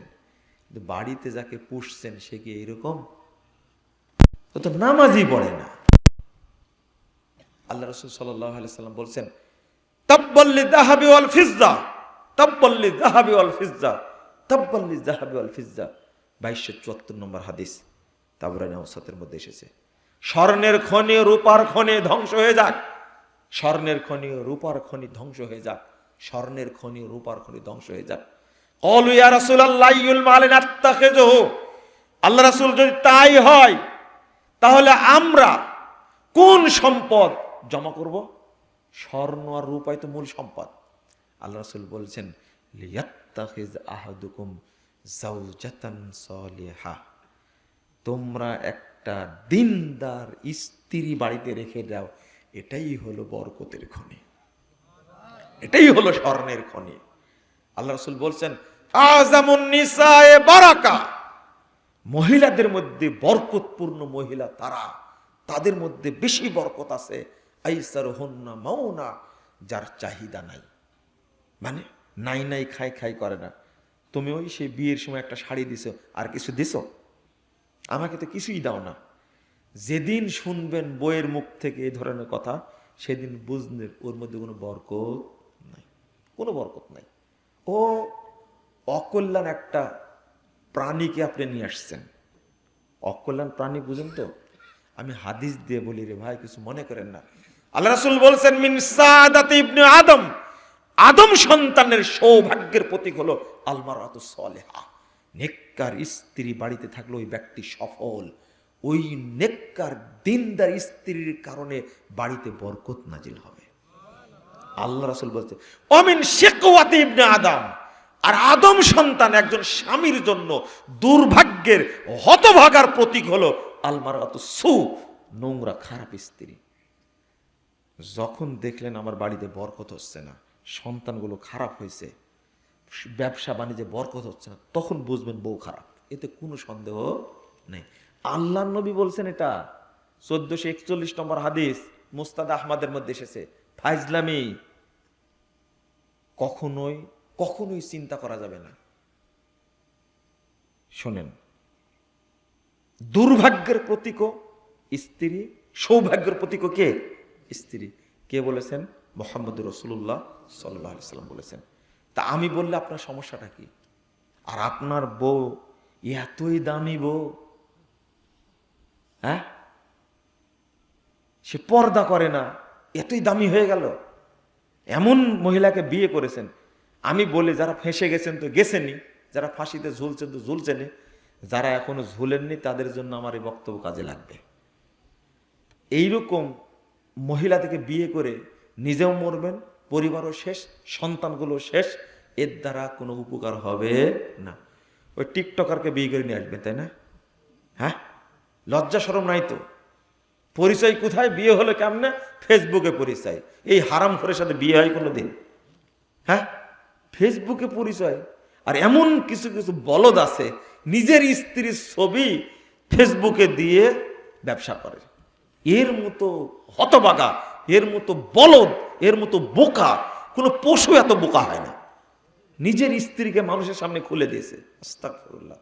মনে হচ্ছে গনিমতের মাল দে, সব খাক। লজ্জা শরম হায়া কিছুই নাই। ওয়াইফ হাজব্যান্ড নাটক করে, তাই না? লজ্জা শরম আছে? এদের উপরে আল্লাহর গজব, এদের উপরে ফেরেশতাদের গজব, এদের উপরে সমস্ত মুমিন বান্দার গজব। এই শোনেন, আমি গজব দেব কেন? আল্লাহ নবী বলছেন, ইলআনুহুন্না ফাইন্নাহুন্না মালুনা, এরা হলো অভিশপ্ত, তোমরা এদের উপরে অভিশাপ দাও। বলেন আমিন, বলেন। যারা ন্যাংটা হয়ে ঘুরে, নাটক সিনেমা করে, আল্লাহ তুমি তাদেরকে ধ্বংস করো। বলেন আমিন, বলেন। ওরা দেশটাকে বেশ্যালয় বানা দিছে, পহেলা বৈশাখে সব ন্যাংটা হয়ে গেছে, নাউজুবিল্লাহ, ছাত্র ছাত্রী। আর তুমি বিশ্ববিদ্যালয়ে পড়ো, তুমি এমন মেয়েকে চয়েস করেছো যে জীবনে বুরকা তো দূরে, তার জামাই পরেনি, ও ফতুয়া পরে ঘুরে বেড়াচ্ছে, হাফ প্যান্ট পরে ঘুরে বেড়াচ্ছে। এই খান্নাসকে বউ করে নিয়ে আসছো তুমি, তুমিও বোকা, তোমার বউ বোকা। এরা অভিশপ্ত, এরা অভিশপ্ত। ইলানো হুন্না ফাইন্না হুন্না মালুনাত। আল্লাহর নবী অভিশাপ দিতে বলছে, এই শোনো, আমি জানি অভিশাপ লাগে। বাংলাদেশের বিখ্যাত শিল্পী গান গেয়ে গিয়ে বহু টাকা আদায় করেছে, এক রাতে 5 লাখ করে নিয়েছে। মরে যাওয়ার সময় এই এই এই এই মালউন মরে যাওয়ার সময় চিকিৎসার টাকা পায়নি। আপনাদের হজরতের কাছে গেছে, বিগত সালের হজরতের কাছে গেছে, যাওয়ার পরে হজরত দিয়েছে 10 লাখ টাকা। এই 10 লাখ টাকা সিঙ্গাপুরে গিয়ে চিকিৎসা করতে, ওখান থেকে মরে ফিরে আসছে। এই 5 লাখ করে নিছে রাত্রিতে, টাকা কোথায় গেল? আর এক বুড়া ছিল না, এক বুড়া, হ্যাঁ, এক শয়তান নাটক করতো বুড়া, এ না খেয়ে মরেছে শেষ পর্যন্ত। এগুলো হলো অভিশাপ, একবার ডাইরেক্ট অভিশাপ। যারা জাতিকে উলঙ্গ করে, যারা জাতিকে বিভ্রান্ত করে, মহিলারা উলঙ্গ হয়ে ল্যাংটা হয়ে যারা করে, আর তোমরা তাদের ফলোয়ার, তাই না? হ্যাঁ, এই উলঙ্গ মহিলাদের ফলোয়ার তোমরা। হ্যাঁ, এই ব্যাকুব, মানুষ হলো 18 কোটি, ওই 25 কোটি ফলোয়ার কি করে হলো? এই ব্যাকুব, তুমি তার ফলোয়ার? মনে বুঝেননি আপনারা নাকি? তুমি ফলোয়ার। এই উলঙ্গ মহিলা ফলোয়ার হলে মানে জাহান্নামে তুমি তার সাথে থাকবে, তাই না? আল্লাহ কবুল করুক, বলেন আমিন বলেন। মানে ওই ন্যাংটার সাথে জাহান্নামে থাকবেন? কেন ফলোয়ার হলেন তাহলে? আল্লাহ ওই জায়গায় রাখবে। হ্যাঁ, বাংলাদেশের সবচেয়ে বড় উলঙ্গ মহিলা যে, তার ফলোয়ার নাকি সবচেয়ে বেশি। কারা? আপনারা সবাই। আস্তাগফিরুল্লাহ, জাহান্নামের শিখণ্ড হবেন। বদদুয়া আল্লাহর পক্ষ থেকে, আল্লাহ তুমি এই উলঙ্গদের তুমি ধ্বংস করে দাও, বলেন আমিন বলেন। যদি আমিন বলতে না চান কিন্তু, তাহলে আপনার উপরে পড়বে আমিন। কেন? খবরদার, আল্লাহর নবী সাল্লাল্লাহু আলাইহি ওয়াসাল্লাম বলেছেন, শাররু নিসাইকুম আল মুতাবাররিজাত আল মুতাখায়্যিলাত হুন্নাল মুনাফিকাত লা ইয়াদখুলনাল জান্নাহ। সবচেয়ে খারাপ মহিলা তারা যারা মানুষকে দেখানোর জন্য সাজুগুজু করে। যেদিন বুঝতে পারবেন আপনার ওয়াইফ সেজে গুজে যাচ্ছে মার্কেটে, সেদিন বুঝবেন এই প্রাণীকে পুষে কোনো লাভ নাই, এর মধ্যে কোনো বরকত নাই। বাড়িতে থাকলে সবচেয়ে পুরাতন, সবচেয়ে ছিঁড়া, সবচেয়ে ময়লা জামা সেটা পরবে, আর যখন লম্পটদের দেখাতে যাবে তখন সবচেয়ে ভালো জামা পরবে, তাই না? যেদিন বুঝবেন এটা, সেদিনই তালাক দেবেন। সোজা ভাষা। ইব্রাহিম আলাইহিস সালাতু ওয়াস সালাম ইসমাঈল আলাইহিস সালামের বাড়িতে গেলেন, যাওয়ার পরে বলছেন, কেমন আছো? খুব একটা ভালো নাই। ইসমাইল কোথায় গেছে? বলছে কাজে বেরিয়ে গেছে। বাড়িতে এসলে আমার সালাম দিও, আর বলো যে চকাট যেন চেঞ্জ করে। বুঝেননি? ইসমাইল আলাইহিস সালাম এসে বুঝতে মানে কেউ এসেছে। কেউ এসেছিল নাকি? একজন বৃদ্ধ মানুষ এসেছিল। কি বললো? জিজ্ঞেস করলো কেমন আছো? আমি বলছি খুব একটা ভালো দিনকাল যাচ্ছে না। আর কি বললো? যাওয়ার সময় বলল ইসমাইল আসলে সালাম দিও আর চকাট চেঞ্জ করতে বললো। তখন ইসমাইল আলাইহিস সালাম বলছেন, এটা আমার আব্বা, তোমাকে তালাক দিতে বলেছেন, তুমি এখনই চলে যাও। সাথে সাথে কাপড় চোপড় নিয়ে বের করে দিয়েছে। সহিহ বুখারীর হাদিস। সাথে সাথে সাথে সাথে ইব্রাহিম আলাইহিস সালাম কি আপনার বাপ? ইনি হলেন সমস্ত নবীর বাপ, আবুল আম্বিয়া খলিলুল্লাহ। তিনি বলে দিলেন, শুধু এতটুকু বলে দিলেন, ভালো নাই, দিনকাল কষ্টে যাচ্ছে, বললেন তালাক দিতে বলল। আচ্ছা, আপনার ওয়াইফ কি, আপনি কি ইসমাইল আলাইহিস সালামের চেয়ে বড় মানুষ নাকি? হ্যাঁ, ইসমাইল আলাইহিস সালামের সন্তান হলেন মুহাম্মদুর রাসূলুল্লাহ সাল্লাল্লাহু আলাইহি ওয়াসাল্লাম। আপনার ভাবখানা দেখে মনে হয় খান্নাস বউকে পুষছেন, ভাব দেখে মনে হয় আপনার মোহাম্মদের চেয়ে বেশি মর্যাদা। আপনার এই অহংকার দেখে ইবলিসও লজ্জা পায়। এই কোত্থেকে মালন পয়দা হয়েছে, বউকে উলঙ্গ করে পহেলা বৈশাখে 14 ফেব্রুয়ারি ঘুরে বেড়াচ্ছে, আর কত গর্ব। বেকুব ফকিন্নির পুত, পিছনে মোটরসাইকেলের পিছনে বসায় নিছে উলঙ্গ এক খান্নাসকে, ঘুরে বেড়াচ্ছে পাড়ায় পাড়ায়। তোমার মতো হতবাক আর কেউ হতে পারে? বেকুব কোথাকার, তুই বউকে নিয়ে আসতো মানুষকে খাওয়ানোর জন্য? তোমার কোনো ব্যক্তিত্ব আছে তোমার? তুমি তো কুকুর শিয়াল বানরের চেয়েও খারাপ। ছি, লজ্জা শরম নাই তোমার? শোনেন, আমি আপনাকে বলছি কি জন্য জানেন? শুধু বলেছেন ভালো যাচ্ছে না দিনকাল, তাই তালাক দিতে বলেছেন। কেন? তিনি আবুল আম্বিয়া, সমস্ত নবীর বাপ, তিনি ভালো জানেন এই মহিলা বাড়িতে থাকলে ইসমাইলের বাড়িতে কোনো বরকত হবে না, এর সন্তান ভালো হবে না। সোজা তালাক, তালাক দিয়ে দিলেন, আর একটা বিয়ে করলেন। আর একদিন এসেছেন, ইসমাইল কই, ও কেমন আছো? আলহামদুলিল্লাহ বিখায়ের, আল্লাহ ভালো রাখছেন আলহামদুলিল্লাহ বলে দিলেন। বলা মাত্রই বলছেন আল্লাহ তোমাদের পানিতে এবং গোস্তে বরকত দান করুন। এই যে দোয়া লেগে গেল রে ভাই, আল্লাহু আকবার। সেই সৌদি আরবে কোথাও টিউবওয়েল নাই, পানির ব্যবস্থা নাই, কিন্তু পানির কোনোদিন শর্ট হয় না, কোনোদিন না। এমন জমজমের ব্যবস্থা করে দিলেন আল্লাহ রাব্বুল আলামিন বরকতে। সারা পৃথিবীর নদীতে যত পানি আছে তার চেয়ে জমজম কূপে হাজার হাজার গুণ বেশি পানি আছে। জমজমের মালিক ইসমাইল আলাইহিস সালাতু ওয়াস সালাম কি মনে করেছেন? আর গোস্তে বরকত এতটাই দিয়েছে, মরুভূমি, কিন্তু ছাগলের শেষ নাই, দম্বারও শেষ নাই, গরুরও শেষ নাই, উটেরও শেষ নাই। কত নিবেন আপনি? আল্লাহকে বরকত দান করেছে। শুধু বলেছেন আলহামদুলিল্লাহ ভালো আছি, অন্তর থেকে আবুল আম্বিয়া ইব্রাহিম আলাইহিস সালাম দোয়া দিয়ে দিয়েছেন। দেখছেন ঠেলাটা? দেখছেন ইসমাইল কোথায় গেছে? কাজ করতে গেছে। আসলে বলো আমার সালাম দেওয়ার বলো, চৌকাট যেন চেঞ্জ না করে। শুধু আত্মতৃপ্তি বলেছে আলহামদুলিল্লাহ। ইব্রাহিম আলাইহিস সালাতু ওয়াস সালাম সাক্ষী দিয়ে দিলেন এর মধ্যে বরকত আছে, চৌকাট চেঞ্জ করা যাবে না। আপনার বোন নামাজি পড়ে না, তাই এত গর্ব। ইসমাইল আলাইহিস সালাম বউ তালাক দিয়েছেন, নবী মুহাম্মদ সাল্লাল্লাহু আলাইহি সাল্লাম 3টা বউ তালাক দিয়েছেন। আপনি কি নবীর চেয়েও বেশি শ্রেষ্ঠ নাকি? বউ তালাক দিলে সমস্যা কি? তালাক দিয়ে দিবেন। বুঝেননি কথা? ওকে 30 বছর না 300 বছর পুষেও কোনো লাভ হবে না। ও নামাজ পড়ে না। 2, ও এমন পোশাক পরে গ্রামের সব মানুষ তার চেহারা দেখে, দেখে না? একটা মহিলার চেহারা যদি একদিন দেখে কোনো বেগানা পুরুষ, ওই দিনই তার ভিতর থেকে সমস্ত বরকত আল্লাহ উঠাই নেবেন। আপনি কি জানেন নেককার স্ত্রী বাড়িতে থাকলে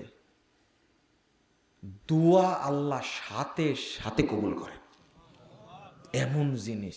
আরে ফেরাউনের স্ত্রী আসিয়া নেককার কতটা, 2 পা 2 হাত চিৎ করে ফেলে প্যারাক মেরে দিয়েছে, আল্লাহর কাছে দোয়া করছেন।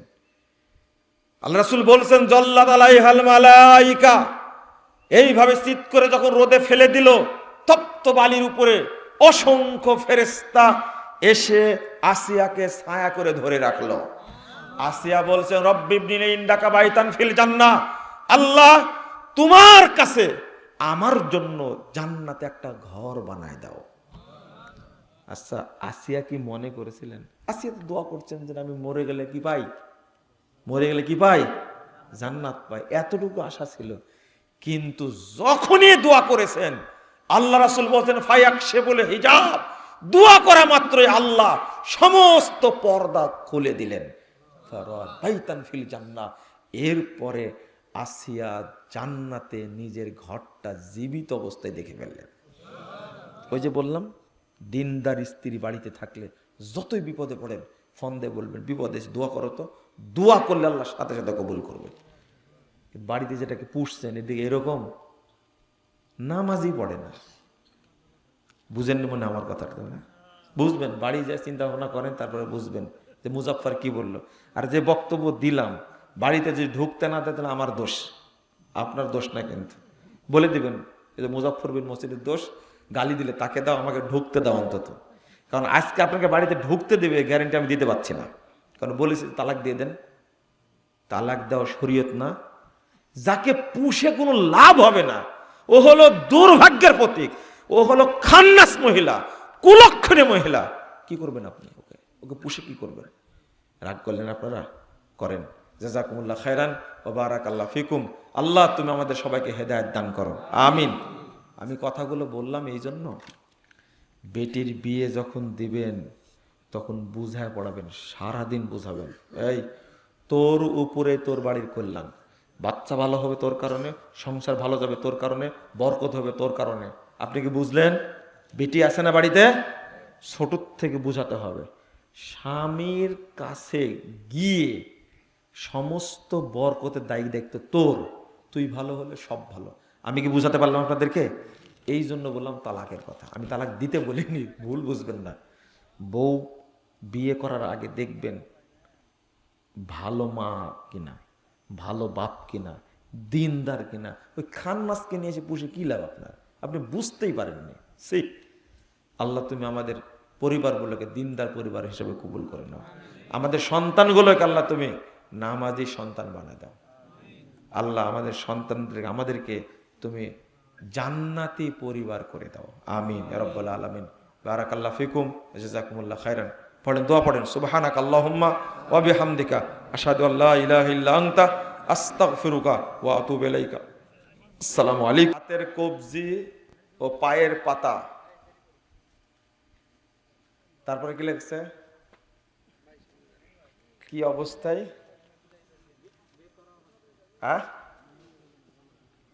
ও সলাতরত অবস্থায় খুলে রাখে, এতে কি সালাত নষ্ট হবে? সুন্দর প্রশ্ন করেছে একটা। বিশেষ করে পায়ের পাতা, পায়ের পাতা খুলে সালাত পড়া যাবে। পায়ের পাতা, পায়ের পাতা ঢাকতে হবে, যে হাদিসটা আসছে হাদিসটা জয়ীফ হাদিস। আর মহিলারা পায়ের পাতা ঢাকবে কখন জানেন? যখন বাহিরে যাবে, তখন বুরকা একবারে মাটির সাথে ছেঁচড়ে যাবে, পায়ের পাতা তো দূরের কথা, ও স্যান্ডেলও দেখা যাবে না, সাবধান। এই সময় পায়ের পাতা ঢাকবে। বাহিরে বের হওয়ার সময় সালাত অবস্থায় পায়ের পাতা ঢাকাটা জরুরি না। আমার এক দিনী ভাই, তার পক্ষ থেকে একটা প্রশ্ন, মুনাফেক কোন পর্যায়ে গেলে তাকে হত্যা করা যাবে? না, মুনাফেককে হত্যা করা যাবে না। তো আপনি কে বলেছে মুনাফেককে হত্যা করতে করা যাবে না? ইরানের সবাইকে ঢালাও ভাবে কাফের বলা যাবে? আপনার দুঃখ লাগছে তাই না? ইরানের এরা হলো সব রাফেজি শিয়া, যারা আবু বকর, উমর, উসমান সহ 4 জন সাহাবী বাদ দিয়ে সমস্ত সাহাবীকে কাফের মনে করেন। নাউজুবিল্লাহ। মা আয়েশাকে তারা বেশ্যা মহিলা বলে। নাউজুবিল্লাহ। এদের কাফের বলাই লাগবে। যদি আপনি কাফের না মনে করেন, আপনি নিজেও কাফের। যদি কিছু সুন্নি মুসলমান থেকে থাকে, আমরা তাকে কাফের বলি না। বলবো কেন তাকে কাফের বলি? আমি বিপদে পড়বো? তবে যারা সাহাবীদের গালি দেয় তারা কাফের, এতে কোনো সন্দেহ নাই। এই খোমেনি, এই আয়াতুশ শয়তান, এই হারামখোর নিজের বইয়ে লিখেছে, আয়েশা, তলহা, জুবায়ের, মুয়াবিয়া সহ সাহাবায়ে কেরাম কুকুর শুয়োরের চেয়েও বড় জঘন্য। আস্তাগফিরুল্লাহ। আপনারা খোমেনিকে চিনেন না, ইরানকে চিনেন না, তাই আমাদের গালি দিচ্ছেন। আমরা দোয়া করি এই 3 শয়তানে, 3 কুত্তায় মারামারি লাগছে, আল্লাহ 3 কুত্তাকে যেন ধ্বংস করে দেন, বলেন আমিন। 1 নম্বর কুত্তা হলো আমেরিকা, 2 নম্বর হলো ওর অবৈধ সন্তান ইসরায়েল, আর আরেক কুত্তা হলো, সবচেয়ে বড় কুত্তা হলো কি? ইরান, এই রাফেজিরা। আল্লাহ যেন 3টাকে ধ্বংস করে, আমিন। আল্লাহ যেন মুসলিম উম্মাকে হেফাজত করেন, আমিন।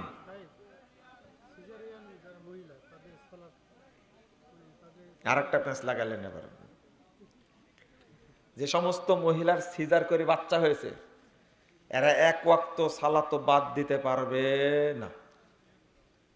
সিজার করে যাদের বাচ্চা হয়েছে তারা ওই দিন থেকেই সালাত পড়বে। আর রোগী শোনেন, কারণ ওদের ব্লিডিং হয় না, সিজার করার কারণে নেফাসের যে রক্ত সেটা থাকে না। হ্যাঁ, যদি ব্লিডিং হয়ও সর্বোচ্চ 1 দিন 2 দিন সালাত পড়বে তারা। আসলে এটা হায়েজ নিফাসের রক্ত, সরি নিফাসের রক্ত না, এটা হলো কাটা ছিঁড়ার রক্ত। মনে থাকবে কি? তারা ওই দিন থেকে সালাত পড়বে যদি বেহুশ না হয়। বেহুশ যদি না হয় তাহলে ওই দিন থেকে সালাত পড়বে। আর নরমাল বাচ্চা হলে বাচ্চা হওয়ার পর থেকে যেদিন ব্লিডিং বন্ধ হবে সেদিন থেকে সালাত শুরু হবে। আর এদের সর্বোচ্চ মেয়াদ হলো কয়দিন? 40 দিন, নরমাল ডেলিভারি হলে। বুঝা গেছে তো? আর প্রশ্ন করেন না। আসসালামু আলাইকুম রহমতুল্লাহি ওয়া বারাকাতুহু।